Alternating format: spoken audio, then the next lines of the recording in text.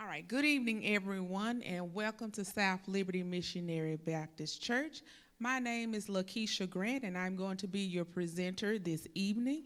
I do want to first start by telling Dr. Barlow thank you for this opportunity to share some information with you about the virtual learning process and how to tackle that challenge. This session is very informal, so if you have a question, then you can jot your question down on a sticky note, or you can type your question in the comment section on our Facebook Live, and we will address your questions as we go. Let me be the first person to tell you that you can do this, okay? I know that this is very difficult. This is new to you, but I want to be the first person to encourage you and tell you that you can do this.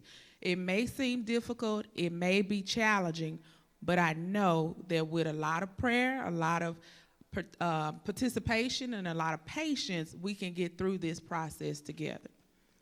I wanted to begin with a disclaimer statement. The educational ministry here at South Liberty Missionary Church is conducting this session as an open forum to address the basic needs of parents and students who are participating in the virtual or hybrid learning due to the COVID-19. All of the information that we will share today does not represent the views of Canton Public Schools or any local school district. The information that we will share during this forum should not substitute the best practices that's given by your educational team. Those are the teachers at your school. However, it's going to be a supplement in addition to what you normally receive on a day-to-day basis. All right, so before we get started, I do want to set the tone for today's meeting by giving us some meeting norms. The first one is we're going to seek guidance from God throughout this session. If you have a question or a concern, I just would ask that you would seek God as to how you're going to package that question and how do you answer it. I am not an expert. I don't know all of the answers, but I certainly will share what I do know with you. The second one is I want you to listen actively. And the reason why I want you to listen actively is because I'm going to share some tips with you, and I wanted to make sure that you receive all that we have here for today's session. Avoid any judgment that you may have about the thoughts and feelings of anyone else. So if someone posts a comment in the comment section that may not represent your true feelings, let's just be respectful and be mindful that that is their personal thoughts and their personal feelings, and so we're going to be respectful of that. Remain positive and ask your questions. I like to always start with some type of words of encouragement, and as I was looking to find some words of encouragement, a scripture came to mind, and this scripture was Proverbs 4th chapter and the 13th verse, which says, "Hold on to instruction, do not let it go, guard it well, for it is your life." And that just simply tells us in this particular proverb that we need education.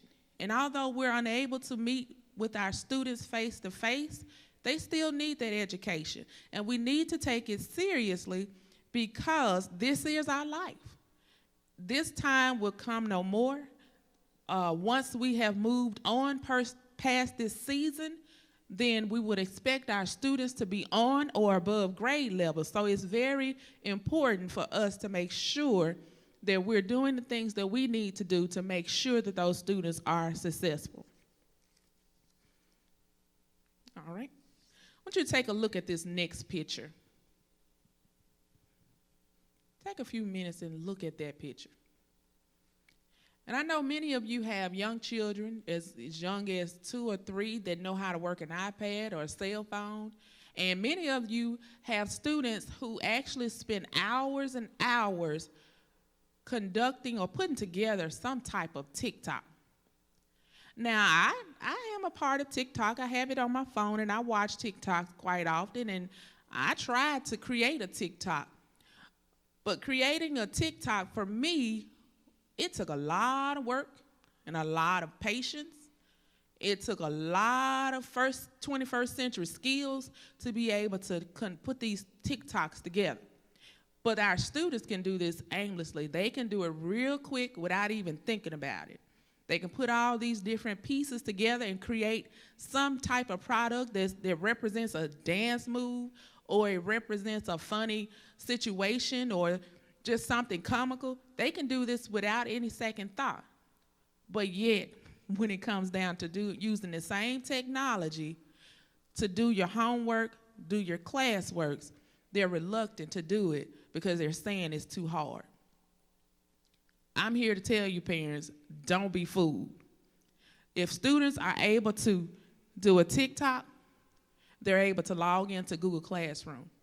If students are able to do a TikTok, they're able to log into Google Meets. If they're able to do a TikTok, they can use the Google Slides. They can navigate Google Forms.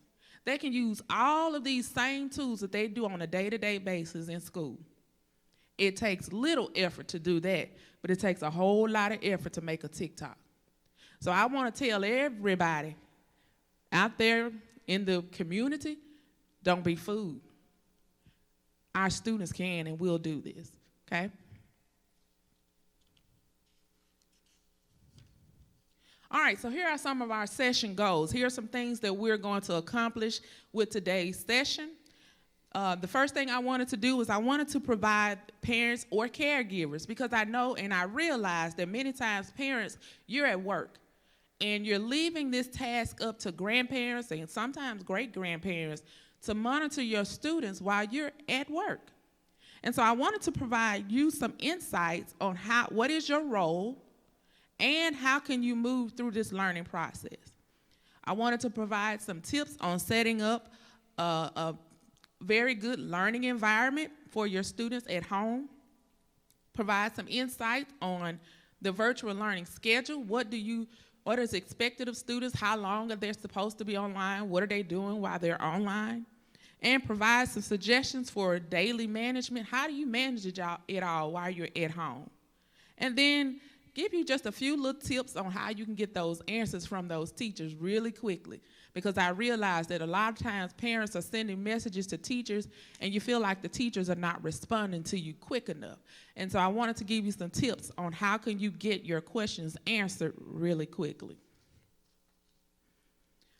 All right, next, I wanted to talk to you about what is your role. Now, I've heard and I've seen several comments on social media, out in the public, in the drugstores, in Walmart, in Kroger. I listen, and I hear people say all the time, I'm homeschooling. I'm the teacher.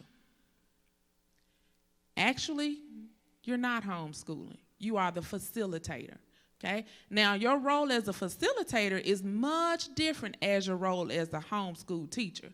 Because if you were the teacher, then you would be providing the instruction. You would be planning all of your lessons.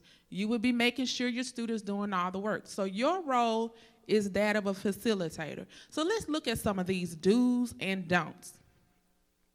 The first don't, I like to start with the negative first and then end on a positive note. The first don't expect the school day to look the same. It doesn't look the same. Students are online the majority of the school day. They're having to do different tasks while they're online. So please do not expect your school day to look the same. Don't focus on how long they're online. That's one of the things that I hear a lot of parents in the background, and I hear parents asking that question, how long they got to be on this thing? What time they get out? School starts at 8:30, 8:15 to 8:30, and it ends at 2:30 every day. So don't expect your time online to be a short amount of time. Don't play the role as the teacher. Because we all know that school is much different than it was when we went to school. It's different than when I went to school. The way the teacher is teaching the student is much different. The way we learn math is totally different than the way that the students learn math today. The way we took tests, totally different than the way students take tests today. When we were taking tests, it was all about what can you memorize, what can you regurgitate, what can you remember. Now students have to be able to apply that information. And so they have to understand the information in order to apply it.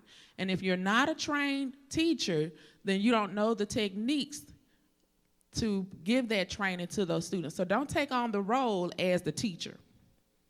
Don't try to handle this by yourself. You have a team.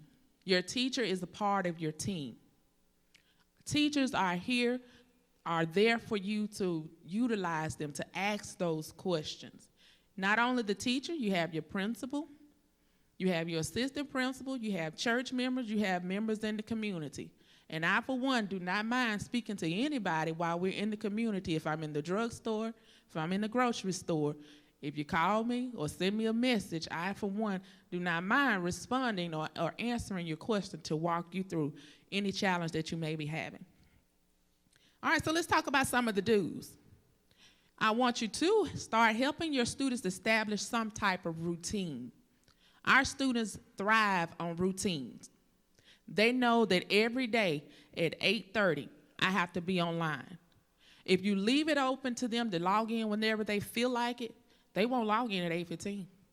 They'll log in at 9 o'clock, 10 o'clock, 10:59, 11:29, right before lunch. So establish a routine. Set a routine for the students to log in on time. Set their routine for them, what time they're getting up, what time they're doing specific tasks. Connect with their teacher.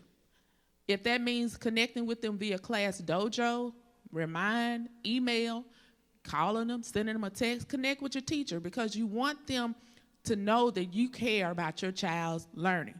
Now, take on the role of as an encourager. If it doesn't work the first time, don't just say, man, this is stupid. I don't feel like doing this no more. I can't do this online stuff. Encourage your students because I know personally that the however you feel about a specific thing, it transfers over to the students. So if you're positive, if you think positive about the way things are going for your students, then naturally students are going to feel positive about it. But if you're only providing them negative feedback or telling them negative things or speaking negatively about online school in their presence, that's all they're going to think. When they log in, they're going to say, ugh, I can't wait till this is over. What time is this over? I can't do this. They'll come up with 1,000,001 excuses. But if you celebrate it, you take it on as an opportunity for them to learn at their own pace and to get the information that they need by having those tools, then they will see it as that. And stay connected.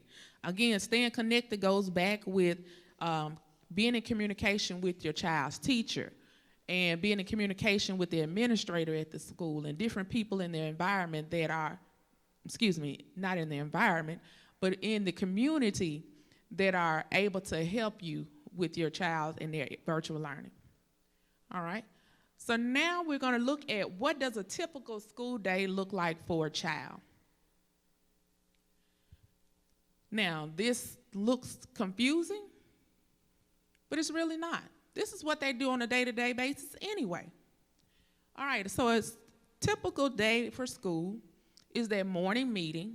They log on, and they get the first message in the morning. They do their pledge, their creed, get the morning message from the principal or the assistant principal, whoever gives that morning message.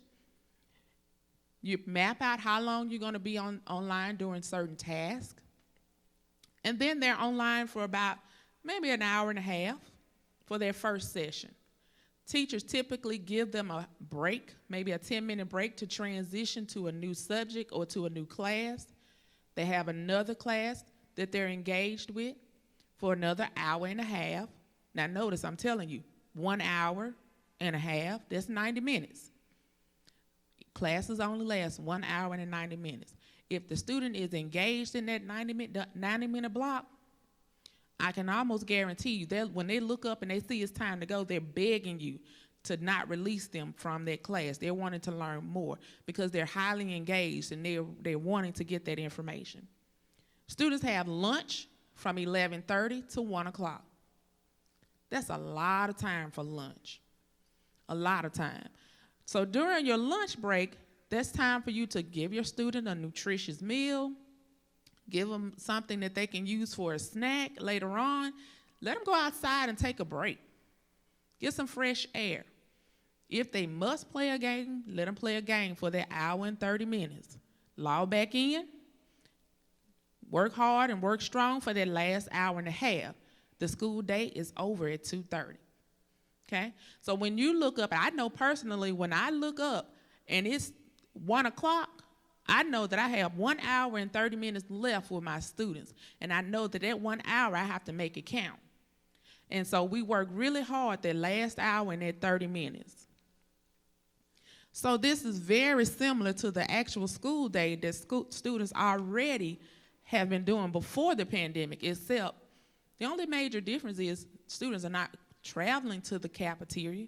And I'm going to be honest with you, I'd much rather have an hour and a half for lunch than 15 to 20 minutes. Okay? And so that gives the students a chance to eat their food, enjoy their food, digest their food, use the restroom, handle whatever business that nature has for you, log back on and get ready.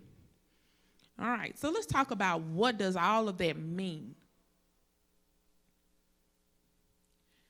All right, so far, I've given you what the schedule is. I've given you what is expected of the student during the school day. Let's talk about some tips on how can you make it work. What does that mean? First and foremost, make sure your students' devices are charged. If they're not charged, make sure they have a charger that's somewhere close by. Because we know that once you lose interest in something, let's say, for instance, that device shuts off. That student has lost interest. Now the child has to get up, go find the charger, go try to plug it in, and they've missed about 10 minutes worth of work. They've lost that interest. So make sure they're staying connected by making sure that device is fully charged, or if it's one of those devices that loses its charge constantly, make sure that charger is close by. Make sure your student is up and prepared and ready to learn. Now, at first, we had a lot of parents that would allow students to log on, and they would have their bonnets on, and students would still be in bed. Students would be draped up and covered, and they're just too relaxed. All right? I know for certain that if I'm sitting in my bed and I want to do some work in my bed, before it's over with, I'm asleep. I've dozed off. So I have to make sure that if I'm working on something, I will get up out of the bed and go to an area where I know I will be successful. And so I encourage my students that if I see them logged on and they have that bonnet on, I may say something funny like, oh, we have a bonnet here. Go ahead and remove that bonnet. I need to see the beautiful locks that you're having. Take the do-rag off. You're not prepared. Make sure your students are dressed. Not only your students dressed, make sure you're dressed, especially if you're at home. We don't want to see grandma walking by in her house robe, in her bonnet. Okay? So make sure that you're properly dressed during that time. This is school. Remember now, you're there. So if you want to motivate and you want to encourage your student to be ready, then you need to be ready. Now, another topic. If your child or children have some attention deficits and they take medication to help them focus, give it to them. Give it to them. It doesn't matter if they're at home. Give it to them, because if they need it during the school day while they're at school, they certainly need it at home so that they can maintain their focus while they're at school, at home. Okay? And that's one thing that would help your child to stay focused and want to complete the work. They know that they need their medicine to help them to focus. Now, I don't advocate for medication, but if they already are taking it, let them have it. Give it to them, because that's going to make sure that they are successful. Provide a good breakfast. Give them some water and a light snack. Now, I'm a scientist at heart, but I know that research tells me that the more hydrated I am, the more water I drink, the more water I take in throughout the day, that means my brain is going to work much better. And so my students see me drinking water all day long, because they know that Ms. Grant's brain has to constantly keep moving all day long. So make sure your students have water. It doesn't matter if it makes them go to the bathroom. They're at home. So you can go to the bathroom whenever you need to. Go to the restroom, come back, sit down, let's continue on with the lesson. Remove any distraction that your child may be having. I'm going to say that again. Remove any and all distractions. We all know that if that video game, if that Xbox is sitting to my right and my laptop is straight in front of me, that Xbox is calling my name. And that Xbox is going to keep calling my name until I figure out, well, Miss Grant not paying me no attention right now. She ain't looking at me. I'm going to turn my camera off, and I'm going to play me a couple of rounds. I'm going to just play for 10 minutes. Take that Xbox, put it away until after school hours, or take it away and put it to the weekend. You will have time for that. Just remove any of those distractions. Make sure the TV is off, okay? If you're in the room with them, then I want you to take it seriously too. So you may have to find somewhere else to go and watch your Young and the Restless, your Wheel of Fortune, your, what else comes on TV? Price is Right. Go somewhere else and watch your TV shows during the daytime, because the students need that uninterrupted time. They hear the noise, and they're feeling your excitement, especially if somebody bids that $1 on The Price is Right, and they get that $100. So they feel your anxiety as you are watching your favorite TV shows. Put the pets away. Please put those pets away. I told my family about the other day I was teaching, and I was just teaching my little heart out, and I just knew that everybody was getting it. And I looked up, and there was a dog's face sitting in the camera. The child had gotten up to go to the restroom, and the dog was very interested in what was going on on the computer screen, so he jumped up in the chair and was sitting there, and he was just looking down. And it became an instant distraction for all the other students, because they said, "Oh, Miss Grant, there's a dog on the screen. I got a dog. Look at my dog." Everybody wanted to show me their dog. And, of course, I had to take on to it and say, "Hey, let me see your dog. Let me hold the dog up. Let me check your dog out. Hey, that's a cute dog, handsome dog. Oh, that's a big dog." And pretty much the class was gone because they were distracted. Make sure the younger siblings are gone. I've seen situations in which students were responsible for younger sisters and brothers. And mama walked in, baby sister was crying. Mama walked in, handed the baby sister to big brother, told him to get him quiet in the middle of the school day. So those are all different things that are distracting our students and keeping them from wanting to do the work, because now they realize that I got something else I got to take care of at home. Parents, monitor the kids while they're taking their classes. Don't just set it and forget it. Now, there used to be a cooking show, and I think it was Emerald. He had a cooking device that he was advertising. He just said, if you said it, you can just forget it and come back and look at it. It could have been an Instant Pot.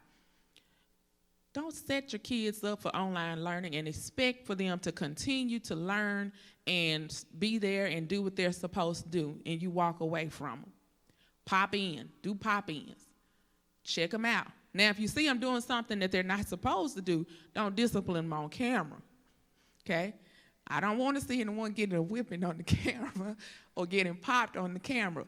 Make sure you're disciplining your child off the camera, because then that takes on a whole new can of worms that we would have to address. Plan your breaks during your lunch. Engage your students in some fun activity. They may like to see you dance. Have a dance challenge with them. Do a TikTok with them during lunch break. All right? Give them something to look forward to.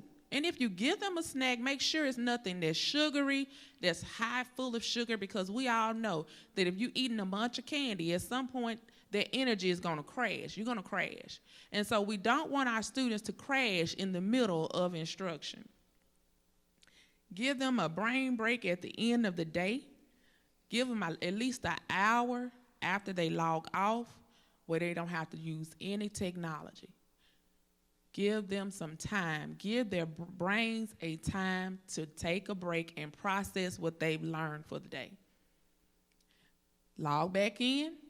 Do 30 minutes of math, 30 minutes of science, 30 minutes of reading, 30 minutes, an hour and a half tops. Don't spend all night long Doing homework,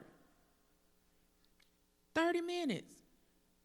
Turn it off and move on. Because if a student is spending all this time online all day, all night, do you feel like they'll be ready, they'll be anxious and ready to get on the screen the next day? No. They're going to say, I'm tired. I don't want to do this anymore. So give them a chance to process what they learn and give them a chance to just be themselves and be kids after the school day is over. All right, so the next slide is just talking about what are some of the expectations that students must have when they're online. And pretty much all of these expectations I've already addressed with you, but these are all the same expectations that we have for the students. We must make sure that they're on time. Make sure they're in a quiet place. Make sure they're prepared. Make sure they participate, wearing appropriate clothes. Make sure they remove any do-rags or head rags that they're having on their heads. Make sure they keep themselves mute, because we don't want to hear grandma washing dishes in the kitchen. We don't want to hear grandma fussing at granddaddy because granddaddy didn't take the trash out. We don't want to hear all of that. Make sure they stay focused, they're participating, and they are chatting responsibly. Make sure they're communicating effectively, and make sure that they're being respectful. Now, I know you all are saying, well, you're telling me that my child can't sit in his or her room. Well, where can they sit? What should they do? How should I set the environment up? I am Facebook friends, and I'm friends in real life with a young lady. Her name is Jasmine Rash Wiggins. I met her while we were in college together. But these are her 3 boys. She has an elementary boy, she has a middle school son, and she has a high school son. And she lives in Texas, and they're doing the virtual learning process also. But what Jasmine has decided to do is she's taken one of her extra bedrooms in her home, and she has converted it into a school setting. If you look what she has on the screen, it's nothing elaborate, did not cost a whole lot of money. I think the most that she's probably spent was maybe $30 on that folding table and the chairs. So you can take something like a regular folding table or chair, a TV, one of those TV dinner stands. You can take an end table if that will help you. Anything that gets them out of their bed into an area where they're able to work. Your kitchen table. If it's nice outside and your Wi-Fi connects outside, your picnic table. Anywhere where their student is able to focus. And if you notice in this picture, all of her son's materials are within reach. So if they needed a pencil, they don't have to say, hold on, I'll be right back, let me go get a pencil. Hold on, I don't have my notebook, let me go get my notebook. Hold on, let me go get my charger. Everything that they need is right there. And all her boys have to do is reach into their different colored bins, because each one of their bins is a different color, and pick up whatever resource they need for class, and they're able to move on and be successful.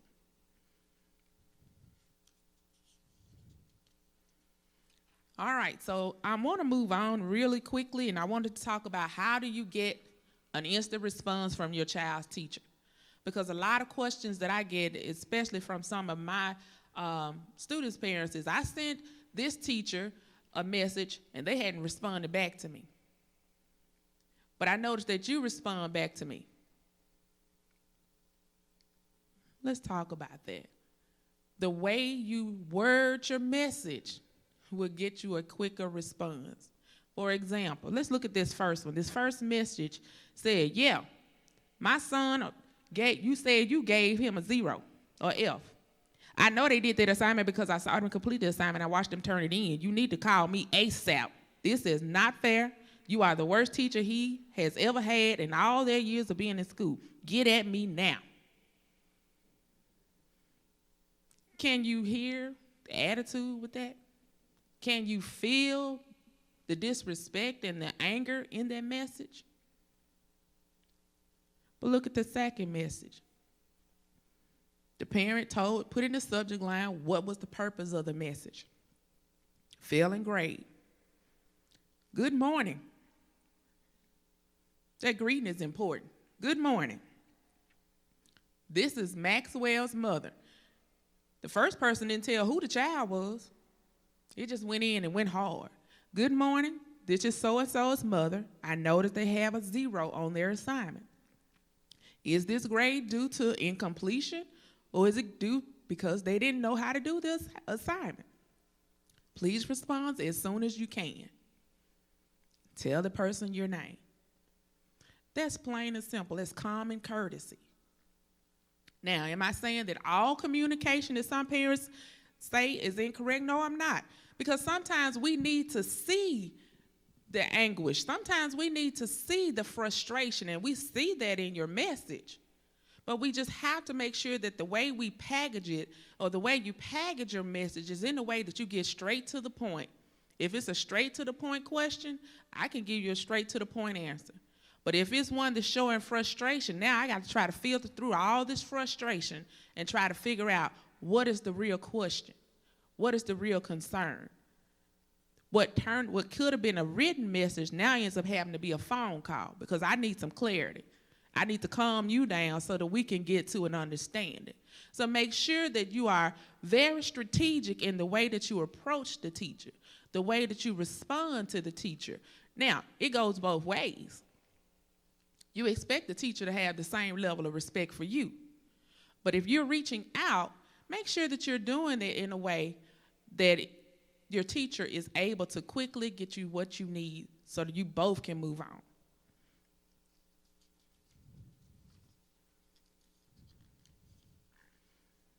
All right, so I'm just going to go over 2 slides because these are just steps on how do you accurately email a teacher. And I just told you, you include your subject, begin with a greeting, get straight to the point, close it out by saying thank you. I hope this is well. I hope this works. Let's work together. End with your name so that your teacher can build that relationship with you, because that's what we want. At least that's what I want. Is I want to be able to build a relationship with my students' parents, because we are on the same team. All right, so lastly, I do want to say that encourage your students. Encourage yourself. Encourage your child's teacher. Not only is this new for your child, not only is this new for you, it is new for us too. And so we are all learning how to do these things at the same time.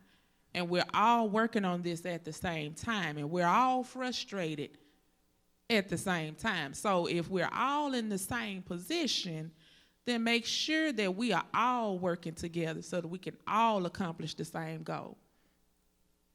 Remain positive. And I said this at the beginning. Your thoughts and your feelings about this educational process or this time trickles over and trickles down to the kids. If you're feeling negative about online learning and virtual learning, maybe it's because you don't understand how it works. Maybe it's because you're just really not too sure about why your students have to do this. Then naturally your kids are going to take on that same negative feeling. Never be afraid to ask for help. I don't care if you see me in Walmart. Ask me a question. If you see me in Candy Discount Drugs, ask me a question. If you see me in Piggly Wiggly, ask me a question. And when you see me when we come back to church, ask me a question. Send me a message on Facebook. Ask me the question, and I will try my best to get you an answer. Okay? If I don't know the answer, I will find the answer. That's why we're here. That's why the educational ministry here at South Liberty is here. We're here to be of a service to all of the parents and the students within our schools. Not just in Canton Public Schools, but within all of our schools. Pray much, and pray often. Pray every day and pray often. All right? And I wanted to end with those same words of encouragement that I started with. Hold on to instruction. Do not let it go. Guard it well, for it is our life. Because what we do for our students, the education that we provide for our students is our life. That is our future. And if we give our students half of what we know, if we give them half the attention, and we don't motivate them enough, then we know what will happen to us. And so we don't want our future to be wasted. We don't want our time together to be wasted. Does anyone have any questions? Were there any questions on the live session, or does anyone have any questions in the room?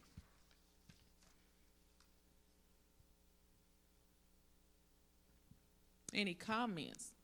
I hope this was very helpful to someone. I hope that you were able to walk away at least being encouraged on how that you can move forward as caregivers and parents of students who are conducting virtual learning.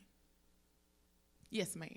So the question was, will students be penalized for parents who are constantly coming in to distract them? I can tell them at my school, I'm not sure about any other schools, but I can say at my school that we give students multiple opportunities to not have that happen. If we see that it is a habit, or if it's something that occurs daily, then we will reach out to the parents. If we're unable to find some type of resolution as far as that is concerned, then that's when it goes to the next step. And some of the next steps could be suspensions temporarily from the online process until students and parents can understand that this is serious and it needs to be an uninterrupted session.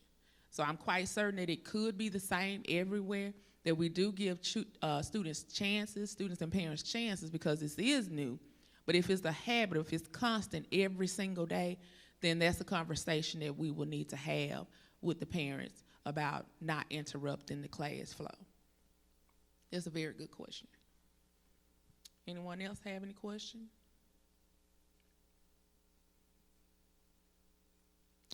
All right, well, thank you again for this opportunity to share as much as I know as an educator, and we will definitely continue on as we're moving through this process, provide any updates as we need to update you. Be on the listen and look out for some possible trainings on how to navigate the Google Classroom. It's a lot to put in one session, in a 1 hour session or even a 30-minute session. That may be something that we're able to do whenever we're able to add more people to come in together, and we may be able to do more one-on-one tutorials with families about how do we navigate the online platform. All right, thank you so much.